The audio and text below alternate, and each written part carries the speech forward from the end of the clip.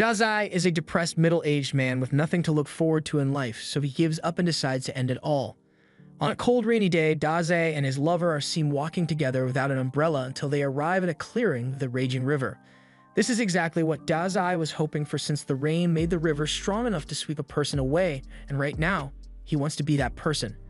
He and Sakin came here today because they are sick of this world and plan isekai themselves by drowning in the River Kun together. This way, they will be able to keep their promise to always be together, so before they jump in, they tie their arms together in solidarity.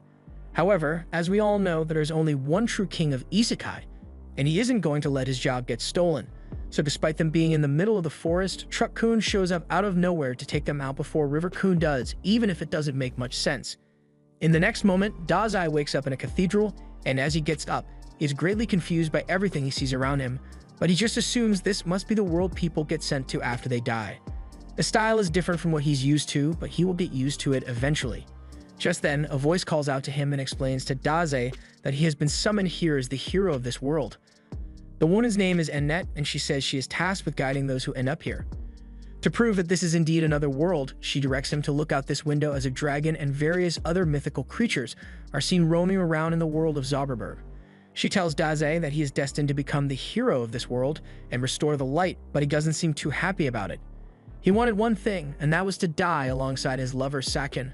But not only did he end up in a fantasy adventure instead, Sakin isn't even here with him, so he feels like he has broken his promise to die with her. Oh well, it just means he has to try dying again, so Dazai chugs an entire bottle of pills and patiently waits for the sweet embrace of death by overdose. Annette freaks out after seeing Dazai poison himself, so she immediately begins using magic to detoxify his body, but as Dazai regains consciousness, he tells her to stop trying to save him because it's really inconvenient. She doesn't listen to him and asks Dazai to stand up so he can fulfill his mission as this world's savior. However, Dazai doesn't even want to save himself, much less a random world that he just ended up in. He never asked to end up here in the first place, but this surprises Annette, so she asks if he happened to get hit by a truck. Dazai recalls a brief encounter with a truck, so Annette explains that she hired Truck Kun to isekai people here as part of the service she offers. The way it works is simple. Truck Kun finds someone who is depressed or deeply unhappy with their life, which is why he usually camps outside League of Legends tournaments. But after he has run over his target, they get sent to this world and get a second chance to live a happy life, and they usually end up feeling better. The fact that Dazai got run over means he must have been really unhappy with his life, so she doesn't see why he wouldn't be excited for a second chance. While she may be right about Dazai's old life being miserable, it doesn't mean he is going to be any happier in this world. In fact, he is pretty pissed that Annette and her isekai service ruined what was meant to be the perfect conclusion to his story. All he wanted was to spend his last moments of life with his lover, but she had to go and ruin it for him. Annette can't believe Dazai is so upset with her, but she's not worried about it since he will surely change his opinion once he gets to see his awesome stats. However, as she opens the stat window, she is shocked to see that Dazai possesses abysmally low health and mana. In fact, his health is so low that he would probably die from a stiff breeze in his current state. Annette refuses to believe Dazai is so weak, so she checks to see if he has some kind of broken ability to balance out his weak stats. But as she opens his ability window, she finds out that Dazai has no skills at all aside from Depression level 5. Dazai is basically a glass cannon, but with no cannonballs, so Annette doesn't know what to do with him since something like this has never happened before. Dazai decides to leave the cathedral since there's nothing left for him here, but Annette feels the need to make up for her mistake, so she grabs Dazai's hand and apologizes for having him brought to this world since he wasn't meant to come here. She unfortunately doesn't have the power to send him back to Earth, but she can't let him go and live by himself either since he wouldn't last 10 minutes outside with his current stat points. Dazai isn't surprised to learn that he's incredibly weak since no matter where he goes, he has always been a failure. Annette apologizes once more for her mistake and pleads with Dazai to stay in the cathedral for the time being since it's not safe for him to go outside. With his current stats, he would just end up getting snatched by a dragon or something, so she thinks it's in his best interest to wait before he does anything dangerous. Dazai thanks her for worrying about him, but he says her concern isn't needed since he is just looking for a place to die. Hearing him say this leads Annette to think that he may actually be different from all the others.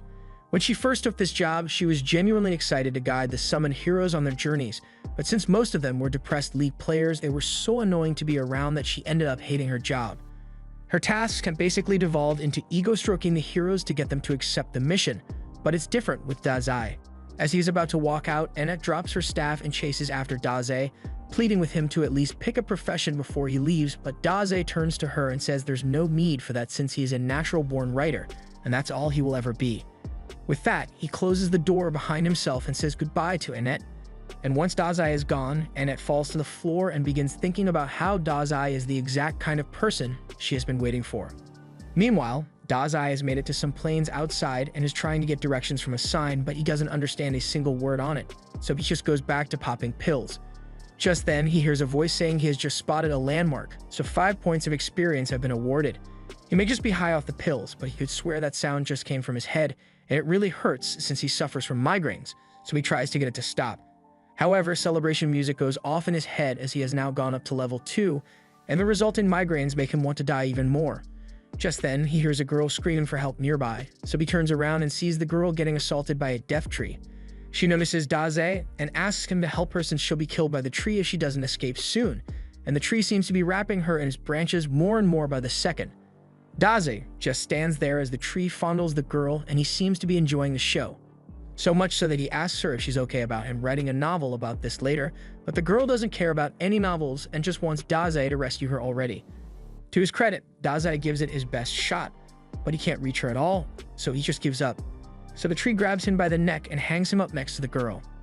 There's nothing he can do about it now, so Daze just introduces himself to the girl while he's hanging and says they are probably not going to last much longer. The girl blames Daze for their predicament since he couldn't do anything to stop the death tree.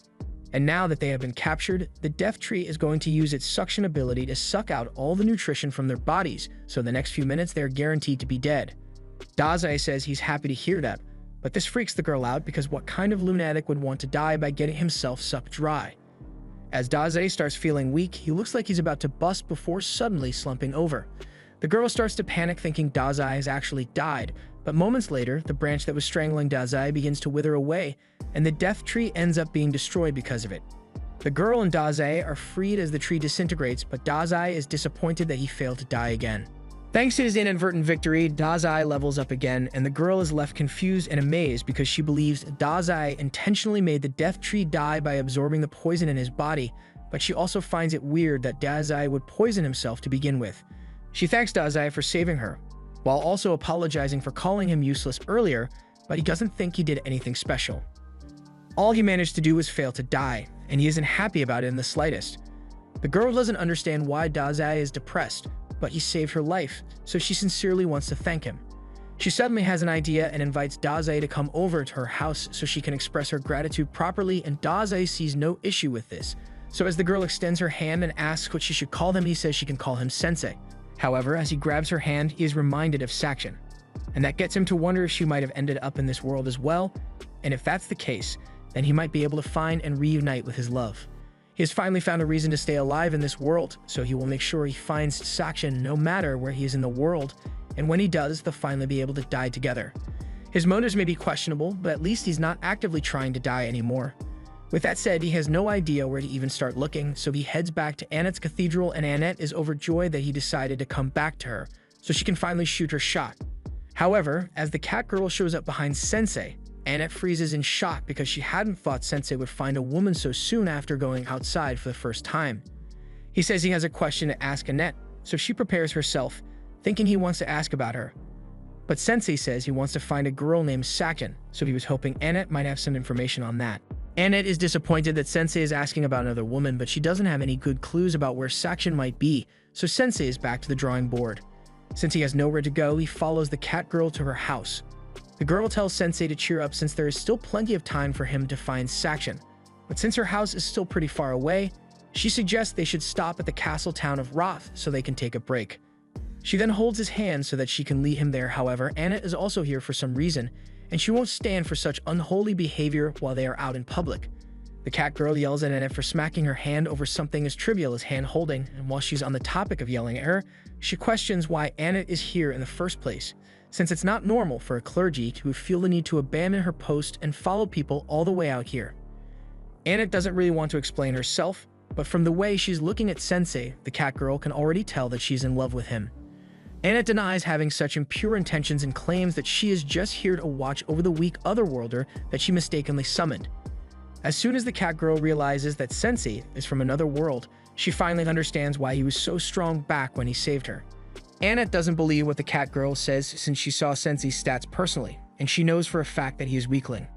The cat girl still asserts that Sensei must be strong since he was able to defeat a death tree and save her life in the process, but this is terrible news for Anna since Sensei saving the cat girl's life is the first step to developing a romance.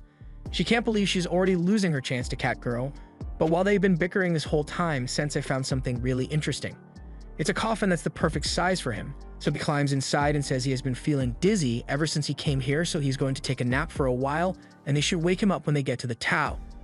After that, he says goodnight to Annette and the cat girl, but the cat girl is mad that he still isn't calling her by her name, so Annette jokes that Sensei likes her more because he can actually remember her name.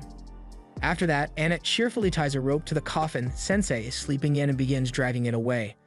The cat girl asks if Annette should really be doing all this since she is supposed to be a clergyperson at the cathedral, but Annette is too busy trying to pull the coffin until the rope eventually snaps. As they continue walking, cat girl gets tired of having to drag the coffin around, so she asks Sensei to get out and walk on his own 2 feet. However, there is no response, so she starts worrying that Sensei might have actually died somehow. Annette checks his stats and Sensei seems to be fine, so he must just be asleep. They are pretty close to the castle anyway, so Annette asks cat girl to just bear with it for a little longer so they don't have to wake him up. Meanwhile, inside the coffin, Sensei is peacefully dreaming about his beloved Sakshan, and no matter where she is, he will make sure he finds her so they can both die together. But a while later, they finally arrive at the castle town of Roth, so Annette and cat girl open the coffin to let Sensei out. Sensei takes a look around the town, and he is now thoroughly convinced that he isn't in the same world anymore. Before they do anything, Annette says they should go to the castle and have an audience with the king, but they end up leaving the coffin in the middle of the road. Over at the castle, King Thomas and his daughter, Charlotte, are happy to meet them, and since they must be exhausted from such a long journey, he offers to let them all rest in the castle chambers for the night. But before that, he would love to hear some of Sensei's pleasant experiences. Sensei can't think of many pleasant things to talk about, but he did enjoy the coffin ride here, so he tells the king that he will teach him what it feels like to sleep in a coffin.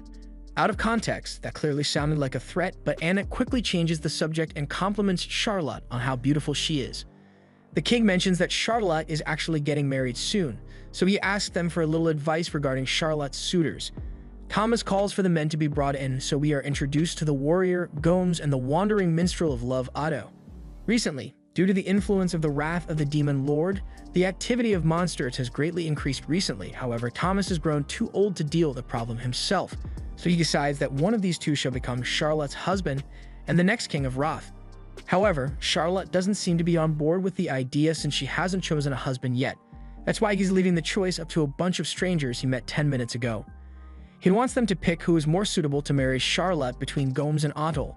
But as the choice prompt shows up, Sensei does the sensible thing and says he has never met these men in his life. Charlotte's future hinges on this decision, so he thinks it's dumb to entrust it to a bunch of strangers like this, and if this is something he would do without a second thought, then he's not fit to be king. The king is left in shock, and after saying that, Sensei turns to leave while Annette and the cat girl frantically try to apologize for Sensei's actions. They try to explain that Sensei is from another world, so he's a bit blunt at times, but the king says it's fine since he isn't the type to hold a grudge, and Charlotte seems to have taken an interest in him. That night, while everyone else is asleep, Sensei spends his time looking out the window, so Anna gets up and asks him if he is having trouble falling asleep, so Sensei tells her that he just never sleeps well. Anna wants to take the opportunity to learn more about Sensei, so she asks him to tell her about Sakshan. But then she notices a tail pop out from under Sensei's sheets, so she takes the covers off and sees cat girl sleeping on Sensei's thighs. She won't stand for such debauchery unless she is the one who gets to sleep with Sensei, so she uses a pillow to smack cat girl and wake her up. Cat girl defends herself by saying it's cold and she's part cat, so it's totally normal for her to cuddle up to people for warmth. While Anna and cat girl continue arguing over this, Sensei gets up and leaves the room because of all the noise, and as he steps out into the hallway, he notices a beautiful light, so he goes out to look at the lake, and coincidentally, Charlotte is out here as well. Once she notices Sensei, she invites him to watch the lake with her since it's a beautiful night. Sensei agrees that the sight is very beautiful, so beautiful in fact that it makes him feel like drowning in the lake. Charlotte is shocked to hear him say this and asks if Sensei has enough problems to make him want to drown himself. But from what Sensei has seen so far, Charlotte seems a lot more trouble than him. After some silence, Charlotte confides in Sensei that she hasn't been able to make a decision between Gomes and Otto. Gomes had only recently arrived at the castle, but he is already the most reliable of their soldiers. Her father has faith in Gomes' strength, so she feels like she should probably choose him. But Otto is her childhood friend, and whenever she would feel down, he would always write a song and play it to make her feel better. She doesn't know whether to choose a husband whom she loves or one who would be the strongest king for the sake of her father. Sensei laughs at himself a little and says Charlotte is truly kind for worrying about what her father thinks to this extent, unlike Sensei, who has attempted to cancel his subscription to Life several times, always inconveniencing his family in the process. However, he has never once let someone else decide how he would live his life. He thinks Charlotte should make a decision based on what she wants, and to do that, she must figure out what her true desires are. The next day, King Thomas is called Sensei and the others to the throne room again, and he apologizes for the inconvenience, but he called them here because Charlotte has finally decided who she will marry, so he wants them to act as a witness to her choice. Annette thinks Charlotte will surely marry Gomes since she is likely to put the needs of the kingdom above her own, while Catgirl thinks Otto is a much better match for her. Thomas tells Charlotte to go up to the man she has chosen and to speak her vows to him. So Charlotte begins walking, however, instead of turning to Otto or Gomes, she grabs hold of Sensei's hand and says she wishes to drown in the lake with him. No one can believe what they just heard, especially Annette, who collapses to the ground. Charlotte goes on to explain her reasons, and after talking with Sensei last night, she thought about who to choose for a long time, and that led her to realize something.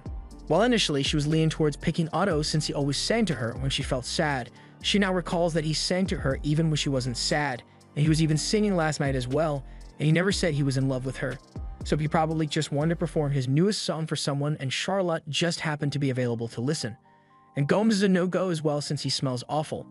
The king asks Charlotte to reconsider and choose a husband, which seems like an odd thing to be worried about after she declared her intentions to kick the bucket with Sensei. Charlotte snaps back at Thomas and tells him that it was a foolish idea to make her marry someone without asking for her opinion since she never even wanted to get married in the first place. In the end, Thomas never stopped to consider her feelings at all, but Sensei actually cared about what she thought and respected that it was her decision to make. Sensei now understands why Charlotte chose him, but before he can give her a response, Gomes takes off his helmet and says he never would have thought his cover would be blown because of his smell.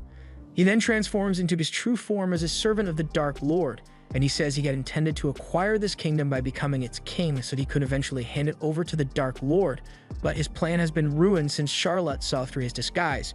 Sensei looks over to Charlotte and asks her if she had figured out Gomes was a demon, but she had no idea whatsoever. She just said he smelled because he really does stink. That means Gomes just blew his cover for no reason, but he doesn't want to admit that he was mistaken, so now that his cover is blown, he says he will just kill them all. This is the exact kind of situation where a powerful priestess would be really helpful, but she is still currently unconscious, so Catgirl tries waking her up while Gomes is distracted with the guards.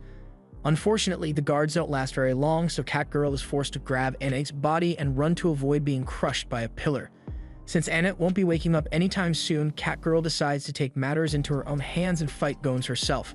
She is currently level 14, so she should be able to handle herself well in a fight. Since she'll be fighting, Otto offers to play her a song since he is level 89 and normally a buff would be applied to her. But it turns out that Otto is just playing his newest song and it has no effects attached to it, other than it being a certified hood classic according to Sensei. Catgirl has no other choice but to begin attacking on her own. So as Gomes charges at her, Catgirl ducks underneath and kicks him across the face. She then follows it up with a cat punch, but it didn't really do much damage to Gomes, so he is able to send Catgirl flying. He then says he will put everything he has into his next attack and tear Catgirl to shreds. But before he does that, Sensei gets his attention and asks Gomes to please eliminate him and Charlotte first. Gomes doesn't think Sensei is serious at first, but Sensei reiterates that now that Charlotte has broken free from her idiotic father's control, her first wish is to end it all alongside Sensei, and Sensei is always up for a good chance to kick the bucket, so he asks Gomes to grant him this favor. Gomes agrees to kill him, but he says that after he does that, he will go on to kill the king. And then he will burn the city to the ground while killing every last citizen inside it. Sensei doesn't really care what Gomes does since she would be dead by then anyway, but Charlotte is starting to have second thoughts about dying. As Gomes begins charging at them, she tells Sensei that she can't let herself die yet since she wants to stay alive and protect the kingdom. Sensei is glad to hear that Charlotte finally understands what she really wants, so since she wants to stay alive, he pushes her out of the way so that he is the only one who will be pulverized. As Gomes continues to charge straight at Sensei, Charlotte tries to convince him not to let himself get impaled, but luckily, at the same time, Anna had just woken up and she uses her power to cast a barrier of light in front of Sensei and shield him from Gomes' strike. She has vowed not to let Sensei die as long as she is by his side. So as Gomes tries to break through her shield, he ends up shattering his horns in the process, and now that Gomes is defenseless, Catgirl is able to land a blow that sends him flying through the castle wall and into the lake. Both Catgirl and Annette are relieved that they managed to survive, and since Annette really helped her out during the battle, Catgirl feels the need to thank her. Annette thanks Catgirl as well for her help, and the two of them seem to be getting along a lot better now. And Otto is still here, just playing his harp without a care in the world. Charlotte has a lot to think about after what just happened, but suddenly her father runs up to her and starts begging for forgiveness for not considering her feelings earlier. Sensei was right when he said Thomas isn't fit to be king, and he now realizes that he's not even fit to be Charlotte's father, so he sincerely asks Charlotte if she is willing to forgive him. Charlotte gets down and tells her father that she forgives him, and from now on, she would like to talk to him a lot about the future of this kingdom and themselves. Thomas is really happy that he was able to reconcile with Charlotte, and Charlotte is happy her father finally understands her, but all Sensei can think of is how Annette and Catgirl messed up his perfect chance to get game over. A while later, Thomas acknowledged that he wasn't fit to rule as king, so he abdicated the throne to Charlotte, who now does everything in her power to make sure the kingdom is kept safe. And Otto is still making songs since he's got nothing better to do. Meanwhile, Annette and Catgirl are busy dragging Sensei's coffin to their next destination, and they are talking about how bold it was for Charlotte to become the queen at the age of 16, but they are sure it will work out somehow. Sensei gets out of the coffin and says what's important is that Charlotte made the decision for herself and she is standing by it, which is something that Sensei thinks is beautiful.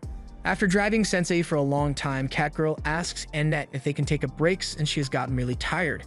They covered a considerable amount of distance, so Annette thinks it's okay if they take a little break. Since they stopped, Sensei opens the coffin and asks if it is time to eat yet. Annette offers him some bread, but Sensei says he only eats boiled tofu, so if she doesn't have any, he's just going to go back to sleep. After the break, Catgirl asks how much longer it will take before they arrive at her house, and since Annette is the one with the map, she says it looks like it will take a few more days before they get to her hometown, but before that, Annette asks to make a stop at this Whiten Temple. Catgirl doesn't mind the delay, but she asks why Annette needs to go there, prompting her to start explaining the isekai process. Normally, otherworlders arrive in this world through one of the 4 temples and head to fight the Dark Lord from there. But since Sensei's goal is to find Sakshan rather than defeating the Dark Lord, Annette wants to head to the temples to see if they can gather any information regarding Sakshan's whereabouts. If they are unlucky, they might end up having to travel across the whole world, but Annette is totally ready to leave everything behind for Sensei. In all honesty, she doesn't want Sensei to fight the Dark Lord, even though it's her job to convince otherworlders to do it. She just doesn't want Sensei to be exposed to that kind of danger, so Catgirl trades her for being in love with Sensei. Annette denies any impure intentions, even if it's painfully obvious at this point. She tries claiming that Sensei gave her a breath of fresh air when she was beginning to give up on her job, so she wants to repay the favor and help him find the person he is looking for, that's all. Catgirl asks if that means Annette would be alright with it if she found out Sakshan was actually Sensei's lover or something. But while the mere thought of Sensei having a lover is painful, she still wants to confirm for herself if it turns out to be true. By the way, Catgirl wonders if Annette will even be allowed to enter this Whiten Temple since she kind of ditched her job to go on this journey. Annette doesn't think it's going to be an issue since she's good friends with the person in charge of this Whiten Temple, and it's not like she just abandoned her post either since she had her familiar send in an official resignation letter for her. And coincidentally, that same familiar is back and currently chewing on Sensei's head. After healing Sensei, Annette complains that her familiar is always causing problems for her, and now that she says it out loud, she realizes it might have been a bad idea to leave the delivery of her resignation letter to this thing. Her suspicions are confirmed when it spits up her resignation letter, so now it looks like she abandoned her post without notice, and she blames the familiar for it.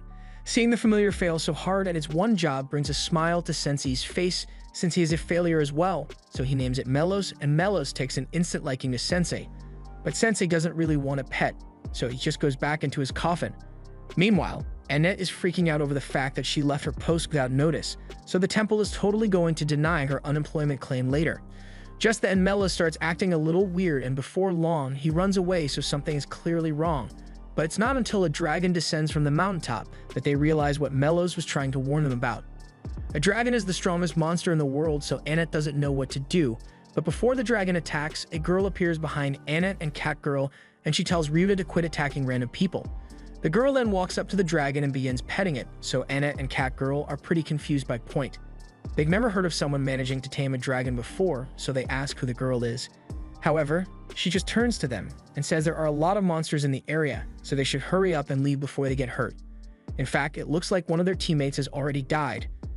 Annette apologizes for the confusion and clarifies that Sensei is still very much alive.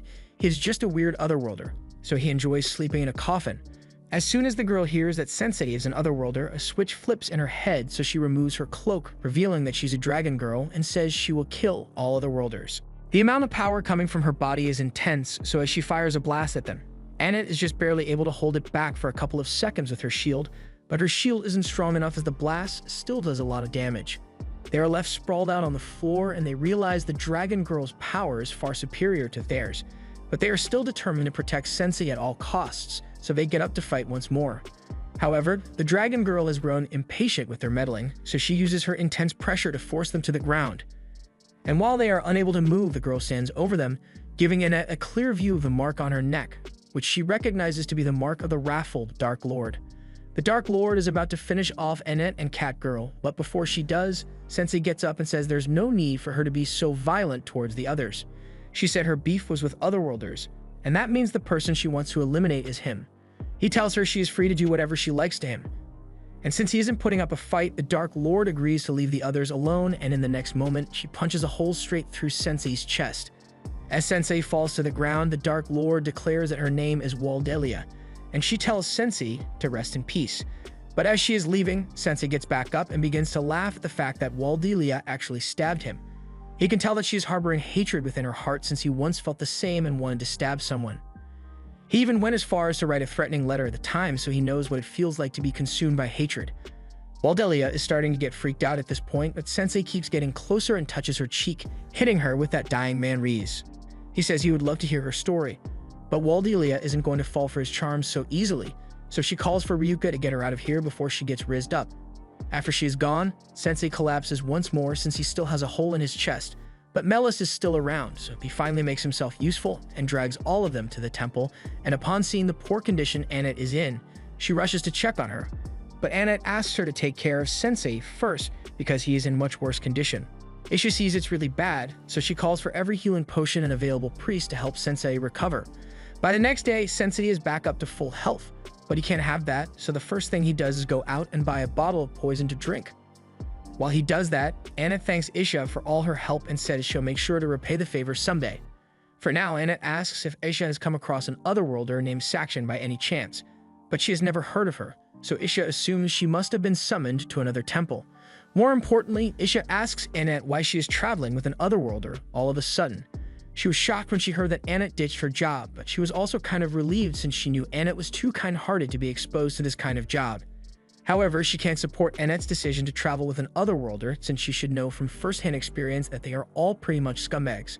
They are given divine gifts to defeat the Dark Lord, yet all of them call their gifts overpowered skills and use them for dumb things like starting a failing rap career.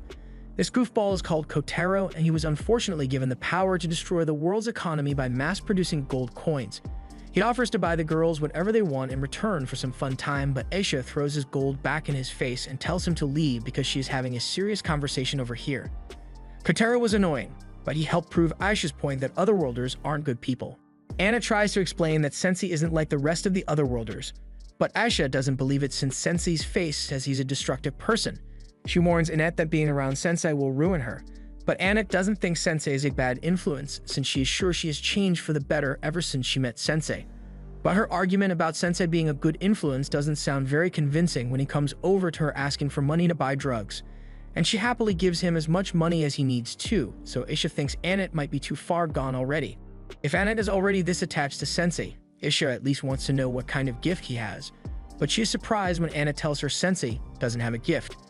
And despite not having a gift, he still put himself in harm's way to protect her and Catgirl from the Dark Lord, but this statement shocks Isha even more as the Dark Lord was reportedly killed 7 days ago by some otherworlders. We then see the bloodstained throne of the former Dark Lord, and the otherworlder who killed the Dark Lord sitting on it. And from a distance, Waldelia looks on, swearing to avenge her father's death. A while later, Annette meets with Catgirl and informs her of the news that the Dark Lord was already slain 7 days ago. Isha received the news from the church yesterday, and it's a wonderful thing since it means peace had finally come to Zauberberg. But if it's true that the Dark Lord is dead, then who was the one who tried to kill him earlier? Anna doesn't know the answer to that question. And now that Catgirl thinks about it, didn't Sensei also show up 7 days ago? If the Dark Lord had already been defeated by then why was Sensei still summoned to this world? Just then, Sensei tears up his papers and collapses to the floor, so Catgirl asks what's wrong with him now. He explains that he has been trying to write about the events that have occurred since he arrived in this world, but he is struggling to find the words. Annette asks if he wrote anything about her, but Sensei says he didn't write about her at all. If anything, he got a surge of creativity after meeting Waldelia, so he would like to experience something similar to spark his creativity, but Catgirl says she's not going to do anything dangerous with him. Annette suggests they all go out into town to relax, and considering her future with Sensei, there are a few things Annette would like to buy for him. Upon entering town, Annette buys a huge set of heavy armor for Sensei to make sure he doesn't die, and Sensei doesn't really mind it since the tight feeling reminds him of his coffin. With Sensei's safety ensured, Annette and Catgirl head off to do some more shopping, so she asks Sensei not to go anywhere while they are gone. A while later, Aisha is walking through town where she sees a couple kids gathered around a suit of armor, and she's shocked to find Sensei snugly sitting inside. Ignoring the question of why he's in such huge armor, Aisha says there's something she wanted to talk to Sensei about. She says that from now on, Annette is going to be staying with her since she believes staying with Sensei will ultimately make her unhappy. She tells Sensei to dissolve his party with Annette immediately, but Sensei just grins and tells her that Annette is the only one who can decide whether she wants to stay with him or not, so it's not up to Aisha to decide for her. Besides, how can Aisha be so sure that Sensei will make Annette unhappy when she knows nothing about him? But the fact that he's an otherworlder is all the proof she needs to know that Annette would be better off without him. Just then, Aisha hears an unsettling sound, and as she goes to investigate, she finds Kotaro introducing another otherworlder, Suzuki, to the people. Suzuki tells the crowd that the Dark Lord has finally been defeated, so they all begin to cheer for the otherworlders who gave them their freedom from the Dark Lord. Suzuki corrects the crowd since he wouldn't exactly call this being freed, it's more like they are under new management. He declares that from now on, this world will be ruled by the otherworlders and Suzuki will be taking over this town. So he demands that all the people kneel to him. Just then, Kotaro spots Annette and tells that she's one of the elves who smacked coins in his face, so Suzuki gets up and yells at her for daring to harm an otherworlder, and he's going to make sure she never does something like that again. After placing his hand on Annette's head, Suzuki activates his skill, and within moments, Annette's eyes go dark as she falls under his control. Something is clearly wrong, so once Catgirl realizes that Suzuki has done something to Annette, she grabs Kotaro by the jacket and demands to know what happened to her. Kotaro snickers and tells her that there's nothing she can do now that Suzuki's skill has been activated because it turns anyone he pets into his mindless slave.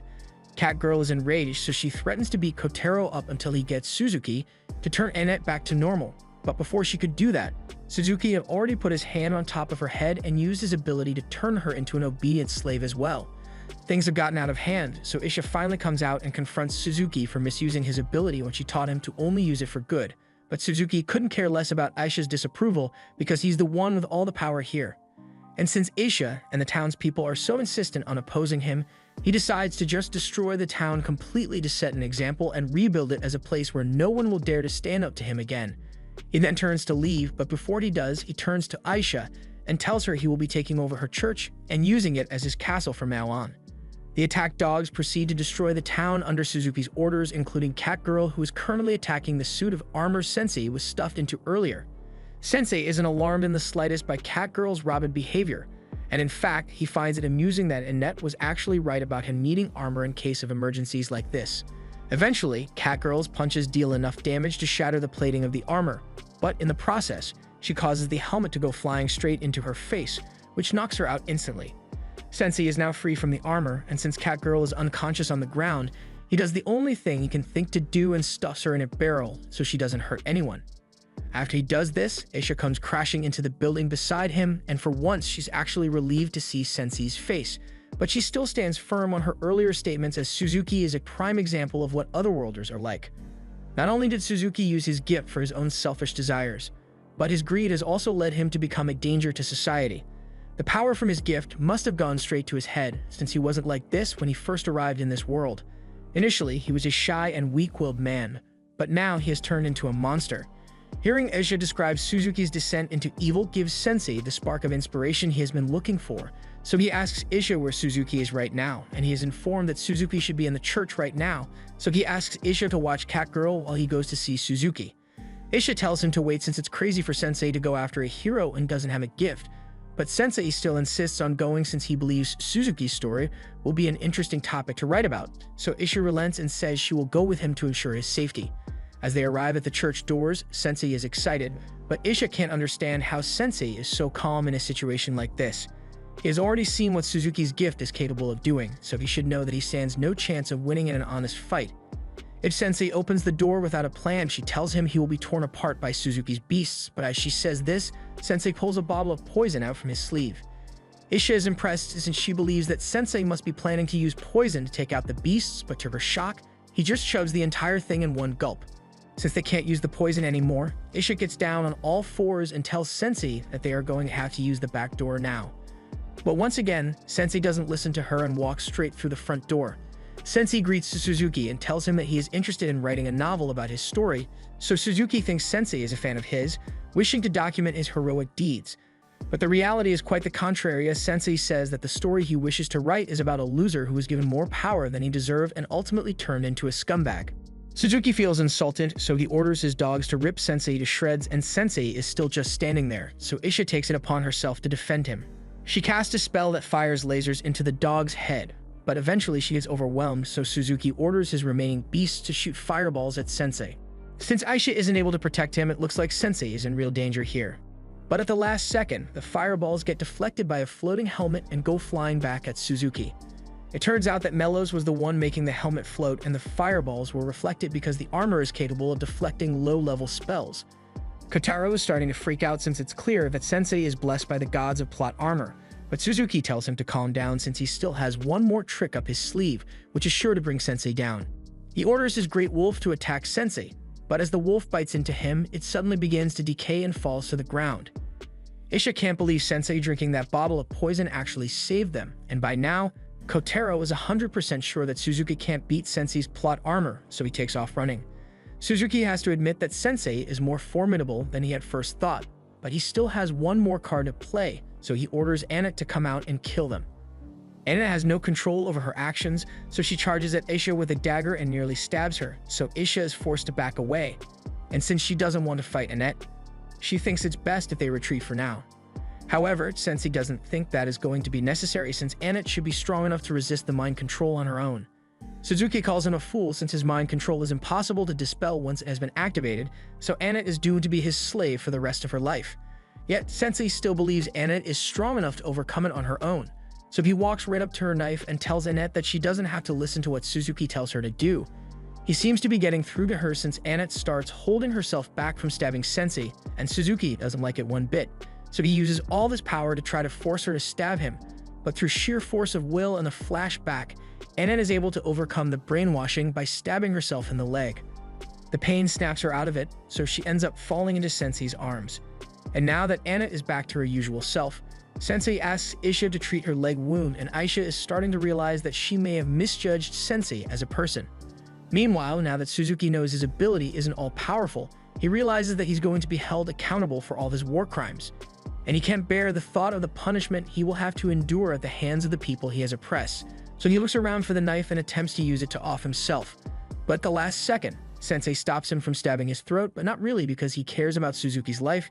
He just hasn't finished writing his story yet.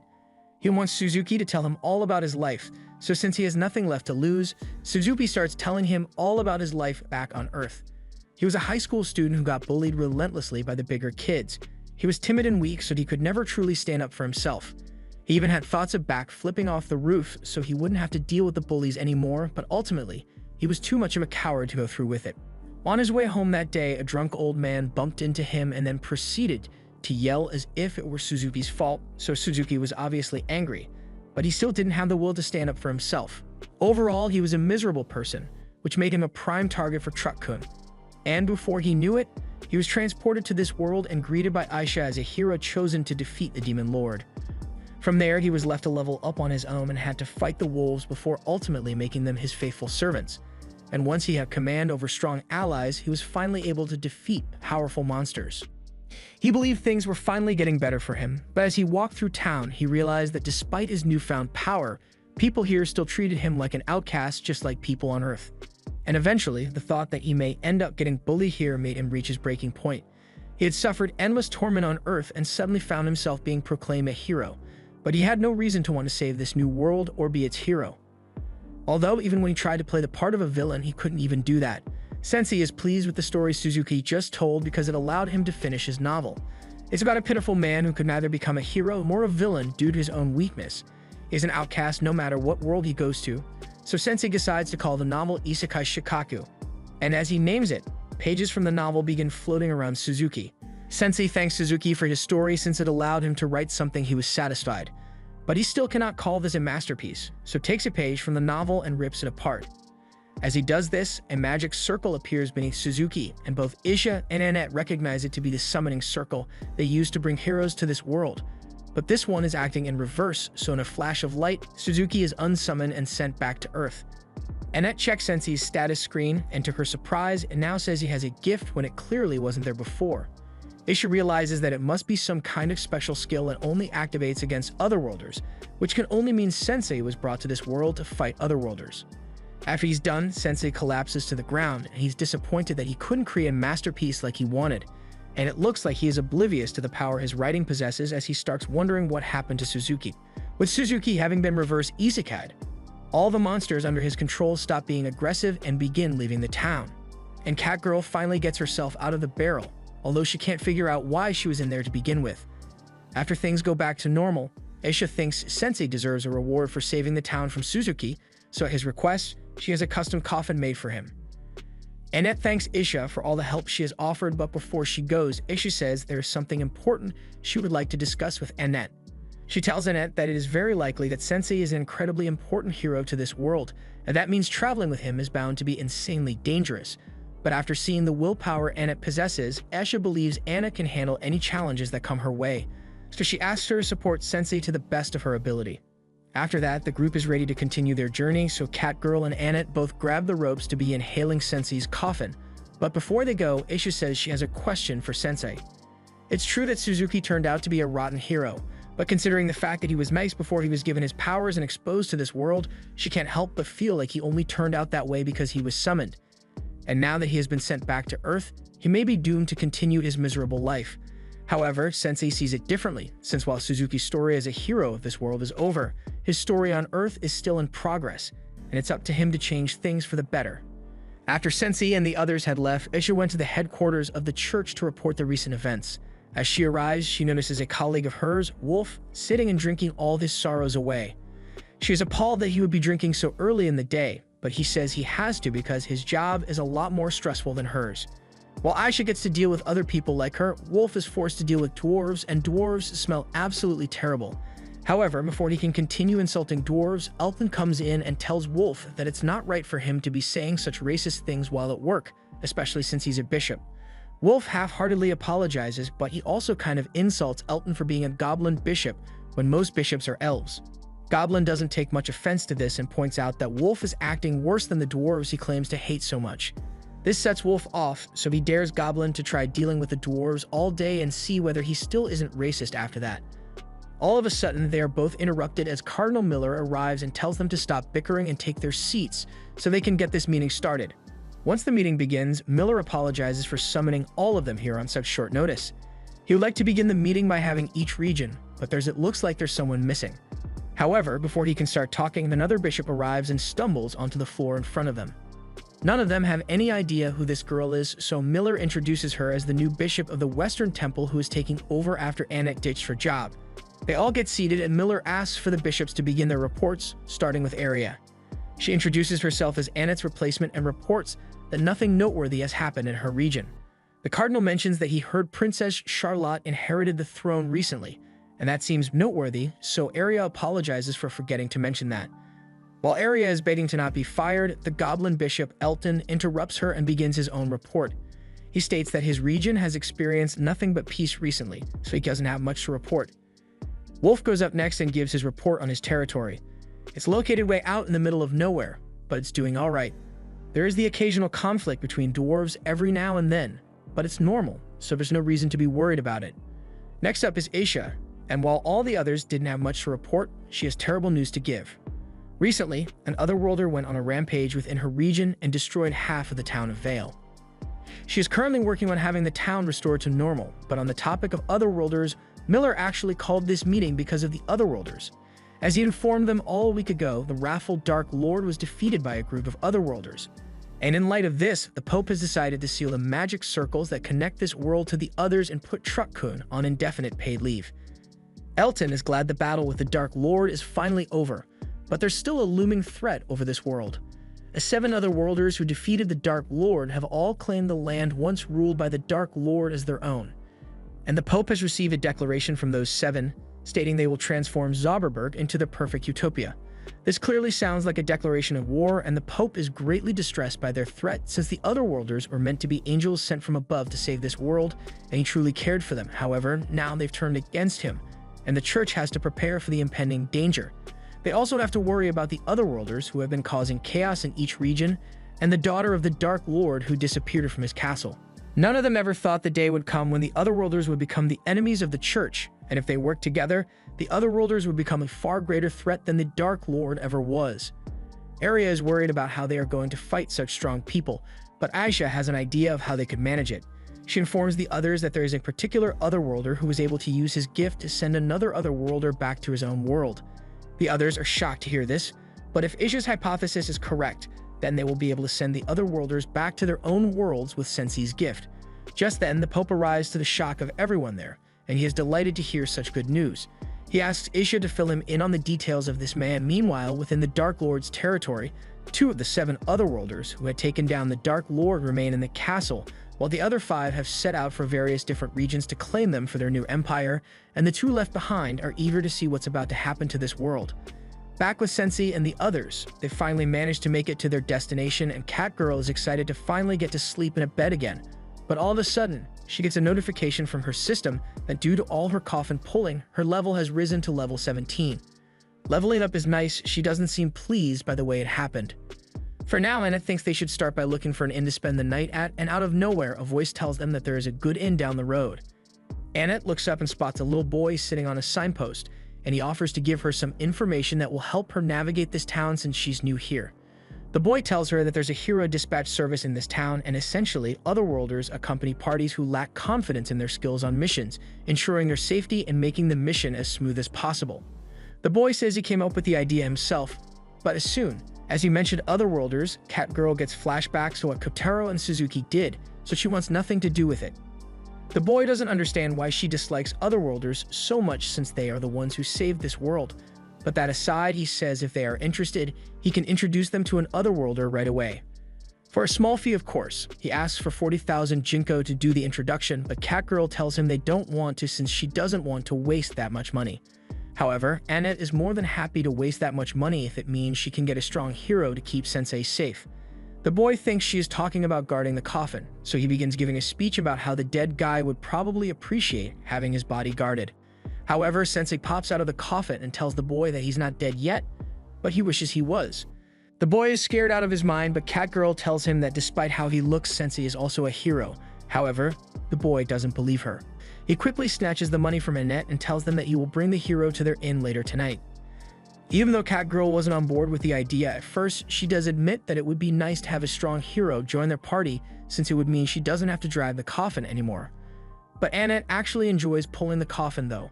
Later that night, they are all waiting at the inn for Nura to arrive like he said he would, but Sensei tells Annette that the boy isn't going to be coming here anytime soon. To put it simply, she's been scammed. Hearing this, the innkeeper asks Annette if she happens to be waiting for a kid named Namir, and upon confirming this, the one informs them that Nura is notorious around here for being a young scam artist. He has never even met a hero before, so there's no way he could introduce Annette to a hero like he claimed he would. Annette is devastated that she just lost 40,000, so Catgirl tries to get her to calm down. Sensei wants to know a bit more about Nur, so the innkeeper explains that Nur is an orphan who just showed up in town one day, and since then, he's been making a living by scamming unsuspecting travelers who come to the town. He's a nuisance to the town, but sometimes, the innkeeper can't help but feel sorry for him since he has no parental figures to correct him, and he is all on his own. At the same time, Nur is sitting under a bridge and staring at an old sword he has, but moments later he gets snatched up by some unknown kidnappers. They take him to an abandoned shed where they take a look at all the money Nur has swindled throughout his time as a scammer. Nur asks them what they plan to do with him, and the 3 guys have got some evil intentions in their eyes, So Nur starts trying to bluff his way out of the situation by claiming his hero friend will get revenge on them if they try to harm him. However, the guys aren't worried since they know for sure that Nur has never met a hero, and as a matter of fact, they happen to be heroes themselves. One of them has a gift that allows him to summon a powerful crossbow, and since Nur has been so carelessly using the name of the heroes to scam people, the other worlder is going to punish him with an arrow to the head. Nur can't believe the heroes he looked up to are actually scumbags, but he comes to terms with it and awaits his death. However, at the last second, Sensei shows up and pushes the bowman's hand, redirecting the arrow into the knee of the metal man. Sensei tells them that they have no right to call themselves heroes when they act like this. His words are promptly ignored as the one with glowing eyes uses his skill to analyze Sensei, and to his shock, he discovers that Sensei is an otherworlder as well. This puts them all on edge since they don't know what kind of power Sensei might have, but upon closer inspection, the appraiser realizes that Sensei only has 1 point of HP left, and he is currently poisoned for some reason. This gets the bowman to calm down since he now thinks he can easily beat Sensei. But the second Sensei hears the bowman say he is going to end him, his interest goes through the roof, and he starts walking straight towards them. The appraiser starts freaking out since Sensei's health stats are suddenly increasing at a rapid rate, and Sensei begins daring the bowman to shoot him right in the heart. So the bowman thinks this is some kind of trap for Sensei's abilities and runs away with his friends.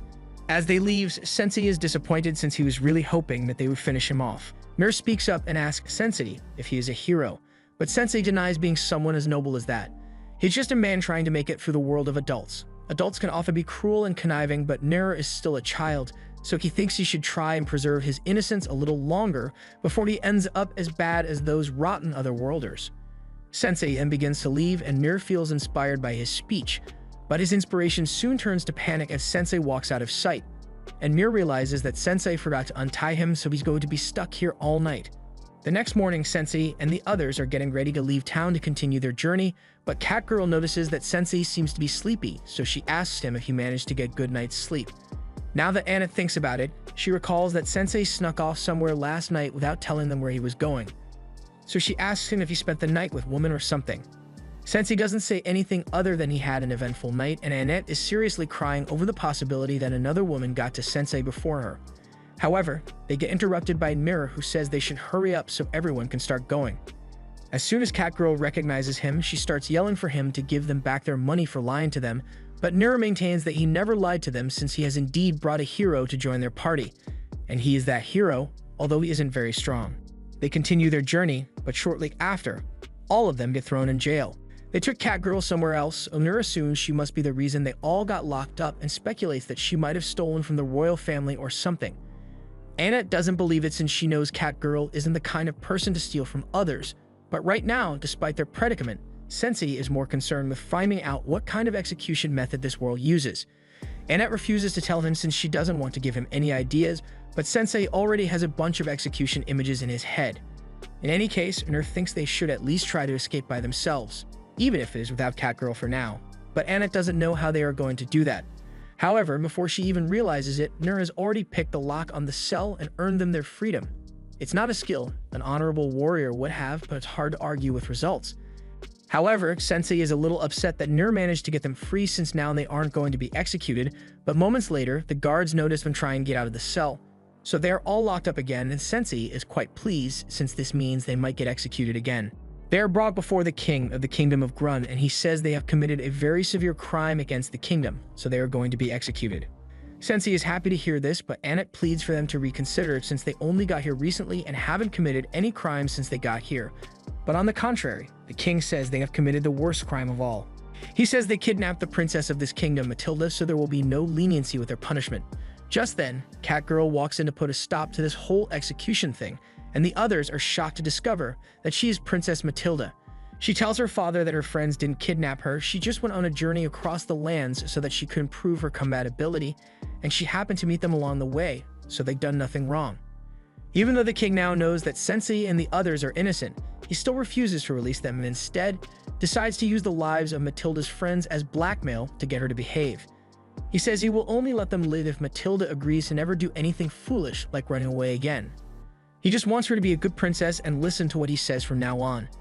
Matilda doesn't want to agree to that, but since it's the only way to save the others, she eventually caves in and swears that she will act in a manner befitting a princess.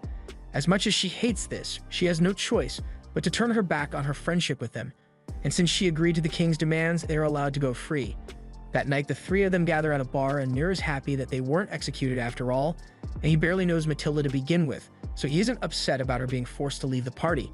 Meanwhile, Sensei is really upset, but more so because he really wanted to get executed.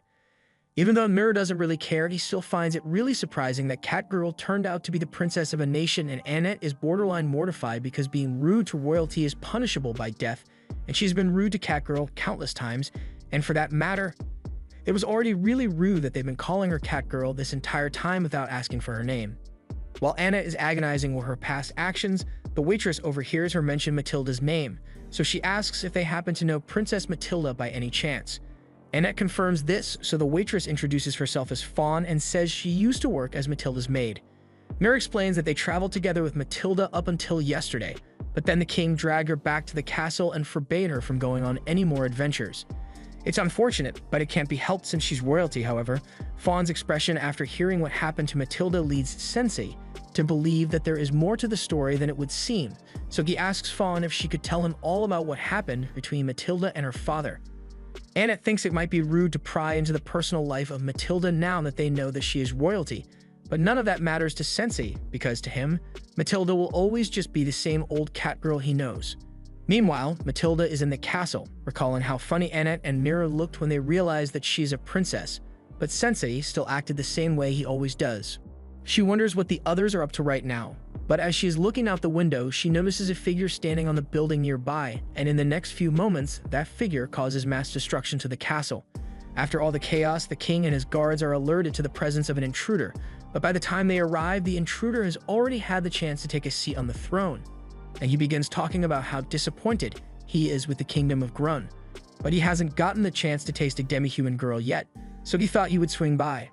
The king demands for the intruder to identify himself, so he announces that his name is Cadbara, and he is one of the 7 otherworlders who defeated the Dark Lord, although he is more commonly known as the Fallen Angel of Gluttony now. The king asks Cadbara what he is doing here, but it's obvious by now that Cadbara has come to consume the entire nation. While they know Cadbara has powers, the soldiers of the kingdom are still willing to risk their lives to protect the kingdom. However, as they charge forward, Cadbara summons his gluttonous mouth and chomps down on them. He is disgusted by the taste of the demi-human men, and that's because he is very particular about what he eats. He says he only wants to eat the soft flesh of a demi-human girl, but the king is obviously never going to let that happen, so he decides that he will face Cadbara himself. Cadbara is amused that the king thinks he can stop him, so he pulls out his mouth and uses it to launch spit bullets at Siberian. Siberian blocks the attack with a piece of rubble on the floor and then closes the distance to attack Cadbara with a lightning fist. At first it looks like it is working, but it turns out that Cadbara was just pretending to be in pain. That lightning fist would have killed any normal person, but Cadbara's body is just really tough since he ate a bunch of golems the other day. Seeing that his regular punches aren't going to be effective, Siberian decides to go all out and use his most powerful move to take Cadbara down. Cadbara is intrigued to see what the king can do, so he charges forward as well, but before they can clash, Matilda butts in and interrupts the fight. As soon Cadbara spots Matilda, he is dead set on tasting her succulent flesh. Matilda recognizes him as the person that was standing on the roof before the castle got attacked, so she tears her dress and says she will help Siberian fight him. However, Siberian refuses her help and tells her that she can't replace her brother, no matter how hard she tries. Meanwhile, Sensei and the others are hearing the story of Matilda's brother from Fawn. Her brother was named Leon, and he was set to inherit the throne of Grun. The future of the kingdom looked bright with the valiant Leon as the next king and the kind-hearted Matilda beside him, but one day, tragedy struck as Leon and Matilda's mother, La Palma, both got caught in a serious cave-in, and as a result, they lost their lives. Siberian was in great pain over the loss of his wife and son, and so was Matilda, so she decided that she would take over the responsibilities of her brother in order to put her father at ease. But contrary to what Matilda desired, her attempts to replace her brother only created a rift between her and Siberian. Now in the present, Siberian is trying to convince her to run away instead of fighting, but Matilda feels like she needs to prove that she is a capable fighter, so she leaps into the air to attack Cadbara. Unfortunately, she is the exact kind of demi-human that Cadbara wants to eat, so as she is approaching him, he summons the mouth and attempts to swallow her whole, but at the last second, she is pushed out of the way by Siberian, although he loses an arm in the process. Cadbara was hoping to see what Siberian's ultimate technique could do, but I guess he won't be able to use it anymore since Cadbara ate his arm. Matilda is enraged, so she charges at Kaibara again, but that didn't work out so well the last time she tried it, so Siberian's advisor knocks Matilda out and runs away with her so she doesn't get killed. Kaibara is disappointed that his mule just ran away from him, but he says it's fine since we'll catch up to her eventually, so for now he will finish off Siberian. After hearing the story of Matilda's past from Fawn, Sensei thanks her for the wonderful story since it was quite inspiring. But all of a sudden, Siberian's advisor comes flying out of the sky and lands right in front of them. Fawn recognizes Briard and he is glad to see her again, but he tells everyone that he had to make a hasty escape from the castle because it has been taken over by an evil otherworlder. Just then, an explosion occurs from the castle, and once everyone's attention has been garnered, Kaibara addresses them all and says that he is declaring himself as the new king of Grun since he has defeated Siberian. And as the new king, the only thing he desires is to get a taste of all the different varieties of demi-humans, but he only wants to eat women and children, so the men can keep going about their business like normal. The people are understandably enraged by Kaibara's declaration, so one man threatens to beat him up. However, in the next moment, Kaibara swallows the guy whole, and he tells the people that if they are not satisfied with him eating only women and children, he can eat the men too so everyone can be together in his stomach. The people now understand how dangerous Kaibara is, so they all try to flee the capital. However, it's of no use since Kaibara already went through the liberty of stationing various monsters at the gates, so no one is leaving here until he has gotten his fill of demi-human meat. Mir is shocked by how deranged Kaibara is, but Sensei is intrigued because he believes he has found his next story. Matilda was recently confined by her father, and now she is the princess of a falling nation, so by all means, her story is one of tragedy, but it's not over yet, so Sensei wants to see how she overcomes this challenge. Matilda eventually wakes up, and she is confused as to why she is in Fawn's house, but then she gets a glimpse of the chaos in the streets, and she is reminded of the Kaibara situation. She runs out the front door and she is surprised to see Sensei and the others there. But now that she is awake, Briard tells Matilda that Kaibara has taken over the kingdom and is trying to eat the citizens. So Matilda begins angrily marching off to face him. However, Briard holds her back and says it is not a good idea to go face him since even the kind stood no chance against Kaibara's power. Matilda tells everyone that Siberian was actually holding his ground against Kaibara, and the only reason he was defeated is because she ran into danger and he had to protect her. So she needs to make up for her mistake. And besides, she has a responsibility to protect the people of this nation since Leon isn't around anymore. Before Matilda can walk off, Annette mentions the tragedy that resulted in the death of 2 royals. She had heard of the accident before, but she never knew the people involved were Matilda's brother and mother. After they lost their lives, there wasn't a single citizen of Grun that didn't mourn them greatly, which is proof of how beloved the royal family is here. So if the people lose Matilda now, they would lose all the hope they still have. For now, as the princess of Grun, Matilda can't afford to be putting herself in danger so casually, so 3 of them will go handle Kaibara in her place. Matilda wasn't there to see it last time, but Sensei has a power that can defeat otherworlders, so everything will be alright. Sensei seems to be on board with the idea of confronting Kaibara, but as they arrive at the castle doors and are stopped by 2 monsters, Sensei says he came here because he wants to get eaten by Kaibara. After all the time he spent thinking about different execution methods, it never occurred to him that being eaten might be an interesting way to meet his end, which is why he wants the monsters to inform Kaibara that someone is here to be eaten. The monsters are confused, so they lock the 3 of them up in a cell. In the meantime, Annette is crying her eyes out because she thinks they are really going to be eaten. But while Sensei is interested in the possibility of getting eaten, he didn't actually come here just to die. He already had a plan in mind for their escape, so he reminds Mir that these are the same castle prison cells that Mir helped them escape from this morning, so he can surely pick the lock again. At the same time, Matilda comes to the palace to confront Kaibara, and he's quite happy to see her here since it saves him a lot of trouble chasing after her. Although he is disappointed that she is going to fight him since he won't get to savor her flesh properly this way. Matilda vows to defeat Kaibara with her own hands, but he suddenly charges at her with Siberian's lightning fist technique and launches Matilda into a wall. She is shocked, but not just because of the lightning, rather because that move is one that only her father can use, so how did Kaibara pull it off? Kaibara explains that this is his unique skill, gluttony. It allows him to increase his stats by consuming flesh, and not only does he get different stat points depending on what kind of flesh he eats, he's also able to acquire the special skills that were held within that flesh, meaning he's going to beat her to a pulp using her father's technique and then eat what's left of her.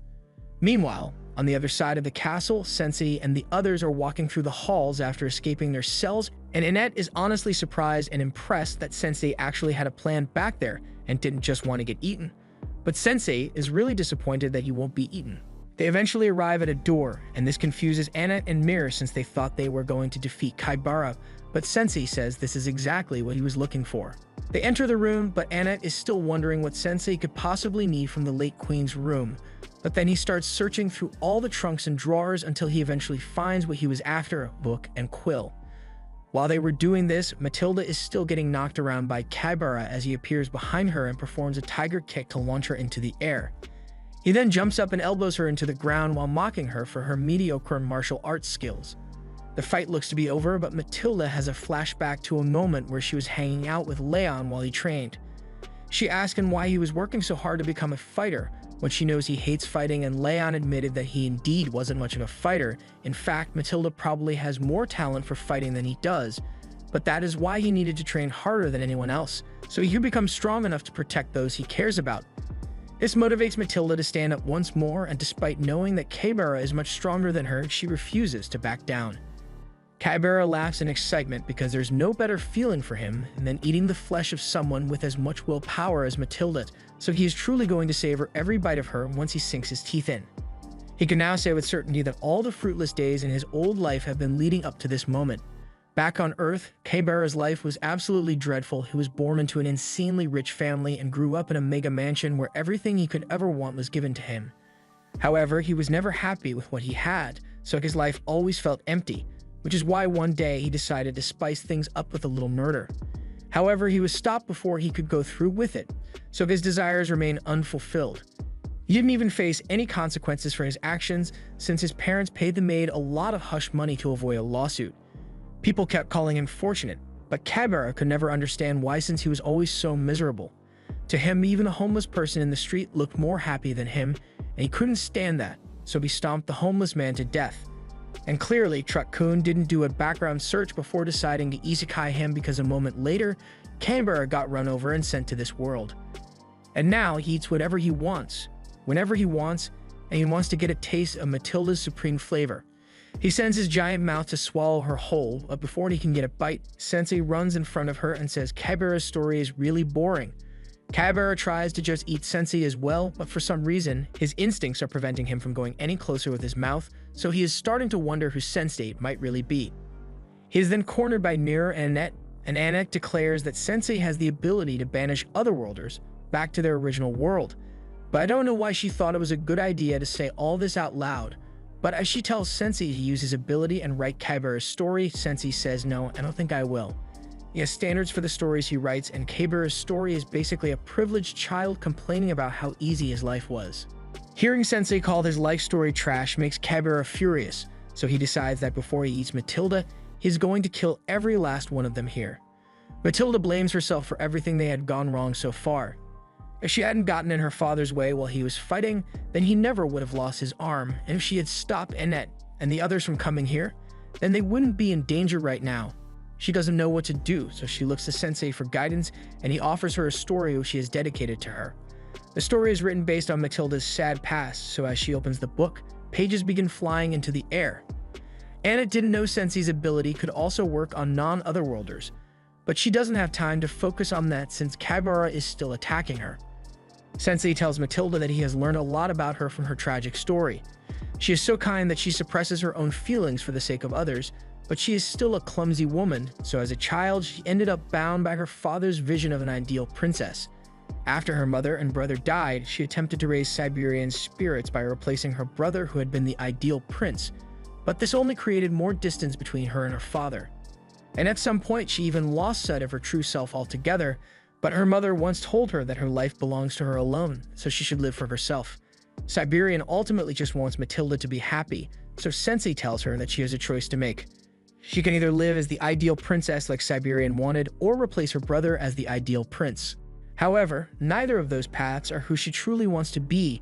She has been the happiest throughout the time she has spent with Sensei and Annette, so Sensei says it is up to her to write the rest of her story. Golden light begins to shine all around Matilda, and Siberian recognizes it as the sacred mark of the divine beast.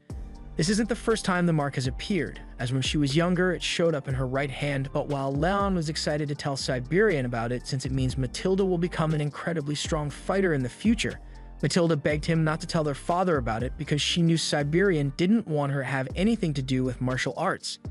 At the time, Siberian was nearby, so he heard the whole thing and saw as the mark faded from Matilda's hand because she didn't want to accept it for his sake.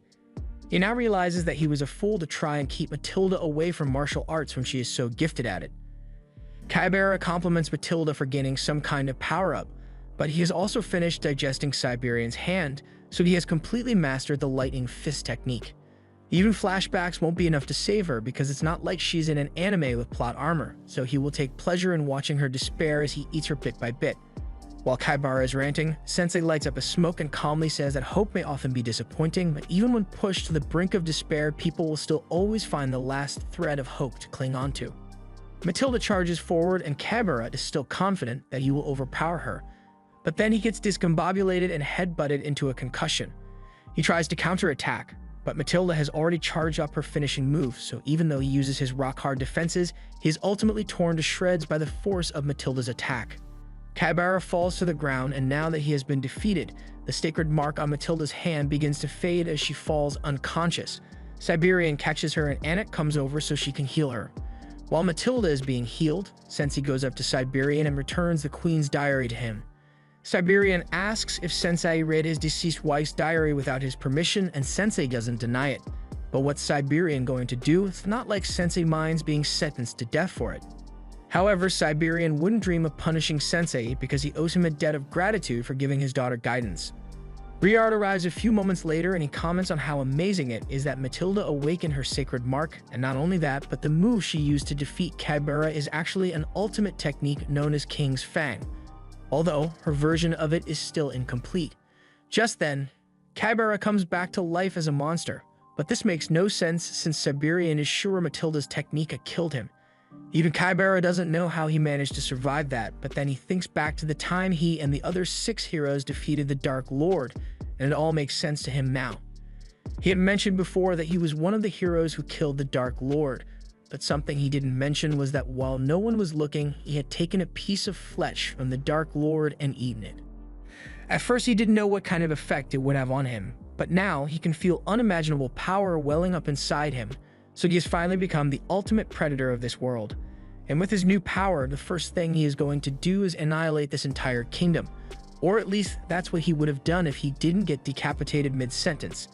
The others are surprised to see Waldelia here, along with her dragon, and Kybera recognizes her as the Dark Lord's daughter, and he says he has something important to tell her. He starts talking about how much he enjoyed sticking her father's meat in his mouth, but Waldelia doesn't want to listen to another word from Kybera's mouth, so she blasts him to ashes. Everyone is in awe of the power Waldelia possesses, and they are worried she may target them next, but then she hears a familiar voice that puts her on edge. Last time she saw Sensei, he has a hole in his chest, so she wonders how he could have possibly survived. However, Sensei doesn't answer her question and instead asks her if she feels any better after killing one of the people who killed her father. Waldelia doesn't know how to answer him, so she just threatens to kill Sensei the next time she sees him and flies away in her dragon. Nur is amazed that Sensei was able to scare off a woman as scary as Waldelia, but all Sensei can think about is how the look of sadness remained in Waldelia's eyes even after she had gotten revenge on one of the people who caused her father's death, so he would love to write her story at some point in the future. The next day, operations have begun to repair the damage to the palace, although I don't know how they fixed a hole in a tree, and Sensei and the others are given a sincere thanks from Fawn on behalf of everyone at the royal capital. They are about to leave town, but Matilda isn't going to be coming with them since she decided to stay home and support her father. They'll miss her, but they can respect the decision she made. Meanwhile, Matilda is sitting in her room, but the king comes in and asks her what she's still doing here. Her friends already left to continue on their journey, and he wants her to go with them. Matilda tries saying she wants to stay and support him, but Siberian isn't weak enough to need the protection of a novice martial artist like her, which is why he is encouraging her to go out on an adventure and gain some experience. But once her journey is over, she has to return home to him. Matilda understands what he is trying to say, so she changes into her adventuring clothes and jumps out the window. Before she goes, she thanks her father and promises to become a powerful martial artist, just like him by the time she returns. Down the road, Annette and Nir are pulling Sensei's coffin, but Sensei stops them and says that, unlike Annette, Nir has no talent for coffin pulling, so he isn't allowed to pull it alone. Nir tells Sensei to get out of the coffin and walk then, since there's no way Annette can pull it alone, but it doesn't look like she will have to since Matilda comes running up behind them, and they are all happy to see each other again. This was the end of episode 7. Subscribe to not miss the next part.